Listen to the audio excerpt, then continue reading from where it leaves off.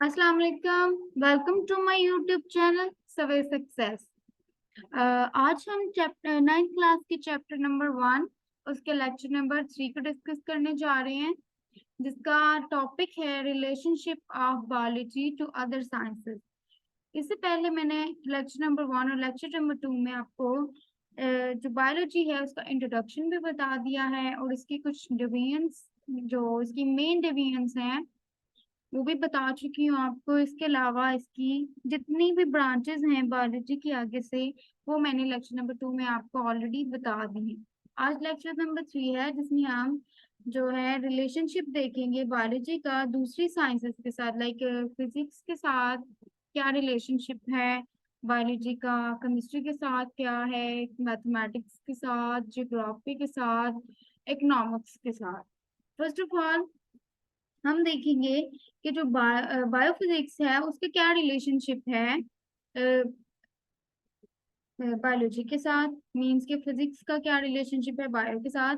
It deals with the study of principles of physics which are applicable to biological phenomena. हम इसमें principles देखते हैं physics के, जो कि अप्लाई होते हैं बायोलॉजिकल फिनोमेना के ऊपर।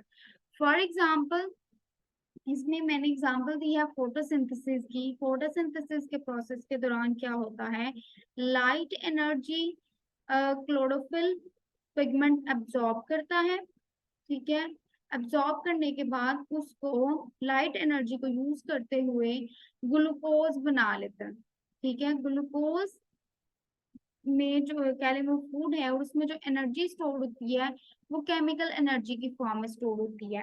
अब बायोफिजिक्स के अंदर हम क्या स्टडी करते हैं, बायोफिजिक्स के अंदर हम देखते हैं मॉलिक्यूलर मैकेनिज्म। मॉलिक्यूलर मैकेनिज्म किसका देखते हैं, लाइक लाइट किस तरीके से एब्जॉर्ब हुई, ये लाइट जो एब्जॉर्ब हो रही है ये कैसे एब्जॉर्ब की मॉलिक्यूलो क्लोरोफिल मॉलिक्यूल्स ने, उसको किस तरीके से ट्रांसफर किया मॉलिक्यूल्स ने के दरमियान, और how chemical reactions are catalysed, और किस तरीके से जो केमिकल रिएक्शन हो रहा है वो कैटलाइज हुआ है और उसके नतीजे में ग्लूकोज बन गया है और oxygen as a by product release हुई है। ये सब हम किस में देखते हैं, बायोफिजिक्स के अंदर। इसके बाद आ जाता है biochemistry. It deals with the study of chemistry of different compounds। different compounds जो बन रहे हैं लिविंग ऑर्गेनिजम्स के अंदर, like proteins, carbohydrates, cellulose, starch वगैरह। तो इसकी जो कंपोजिशन है वो देखते हैं हम केमिस्ट्री में, बायोकेमिस्ट्री के अंदर। Processes occur in living organisms, like अगर मैं बात करूं रिस्पायरेशन की, तो रिस्पायरेशन के प्रोसेस के दौरान क्या होता है, ग्लूकोज मॉलिक्यूल ऑक्सीजन के साथ कंबाइन करता है और बदले में कार्बन डाइऑक्साइड और वाटर को रिलीज करता है। इसमें हम केमिस्ट्री में हम बेसिकली क्या देखते हैं कि जो इस दौरान जो ग्लूकोज है जब ऑक्सीजन के साथ रिएक्ट करता है तो जो बायोकेमिकल रिएक्शन होता है वो देखते हैं बेसिकली बायोकेमिस्ट्री के अंदर, कि किस तरीके से जो है बायोकेमिकल रिएक्शन होता है।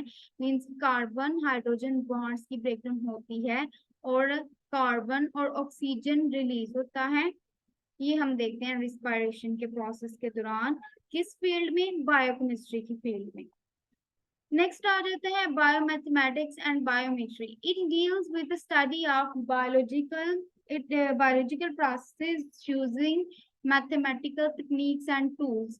मीन्स हम बायोलॉजी में जो प्रोसेस हो रहे हैं, लाइक लेबोरेटरी के अंदर आप एक्सपेरिमेंट करते हैं, लेबोरेटरी के अंदर मुख्तलिफ किस्म के तजर्बात किए जाते हैं बायोलॉजिकल लैब्स के अंदर, तो उन तजर्बात के नतीजे में कंक्लूजन करने के लिए, रिजल्ट निकालने के लिए मैथमेटिकल टेक्निक्स या टूल्स को यूज करना पड़ता है। ये एक मॉडल है जो मैंने आप सामने रखा है कि किस तरीके से, फर्स्ट ऑफ ऑल कोई ऑब्जर्वेशन है लेबोरेटरी में, कोई ऑब्जर्वेशन है या कोई क्वेश्चन है बायोलॉजिस्ट के माइंड में आया है या फिर वैसे अराइज हुआ है। लाइक कुछ भी अगर हमने ऑब्जर्व करना है कि मलेरिया के बारे में, तो हम क्या करेंगे, देखेंगे, उसकी रिसर्च करेंगे उस टॉपिक के ऊपर। उसके अलावा हम कुछ कोई हाइपोथेसिस दे देंगे। हाइपोथेसिस पे कि अगर एक पर्सन है एक एरिया में, उसको क्या लें मलेरिया हुआ है, तो इस चीज को हाइपोथेसिस कंसीडर करते हुए इसके ऊपर टेस्ट या एक्सपेरिमेंटेशन स्टार्ट हो जाएगी। लाइक सिर्फ एक पर्सन को मलेरिया नहीं हुआ होगा, बहुत सारे लोगों को अगर मलेरिया हुआ है तो सबके क्या किए जाएंगे, टेस्ट या एक्सपेरिमेंट्स वगैरह किए जाएंगे। अब वो जो तमाम पर्सन हैं, ये देखने के लिए कि किस पर्सन को कितना कैसे इफेक्ट किया गया है, ये क्या परसेंटेज रेशियो आ रही है, तो उस सारे के सारे रिजल्ट को एनालाइज किया जाएगा, डाटा को। उस डाटा को एनालाइज करने के बाद उसकी बेसिकली उसकी एक रिपोर्ट तैयार कर ली जाएगी। वो जो रिपोर्ट तैयार करनी है, कंक्लूड करना है अपनी रिसर्च को, उसके लिए जो बायोलॉजिस्ट हैं उनको मैथमेटिक्स के रूल्स यूज करने पड़ते हैं, जो हम किस में करते हैं, बायोमैथमेटिक्स के अंदर करते हैं। इसके बाद आ जाती है biogeography. What is biogeography? Bio means life, geography किसे कहते हैं, एरिया, जियोग्राफिकल रीजन्स आ जाते हैं। It deals with the study of occurrence, जिसमें देखा जाता है occurrence and distribution of different species. Basically biogeography में देखा क्या जाता है कि जो लिविंग ऑर्गेनिजम्स हैं उनकी डिफरेंट स्पीशीज की डिस्ट्रीब्यूशन और अकरेंस जियोग्राफिकल रीजन्स के हिसाब से देखी जाती है। जाहिर सी बात है हर जगह पे आपको एक जैसे स्पीशीज नहीं मिलती।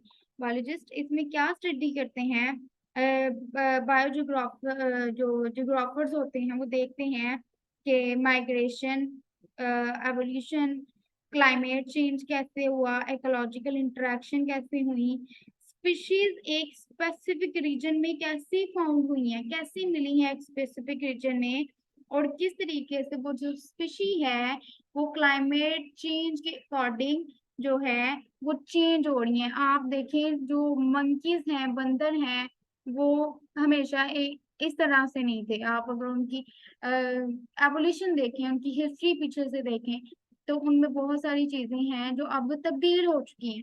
वो किस तरीके से होती हैं, वो जियोग्राफिकल रीजन्स के अकॉर्डिंग होती हैं कि जैसे जैसे क्लाइमेट में आबोहवा में तब्दीली आती जाती है, तो जो ऑर्गेनिजम्स हैं उनके अंदर भी चेंजेस होते रहते हैं। ठीक है, for example it applies the knowledge of the characteristics of particular geographical regions to determine the characteristics of living organisms found there।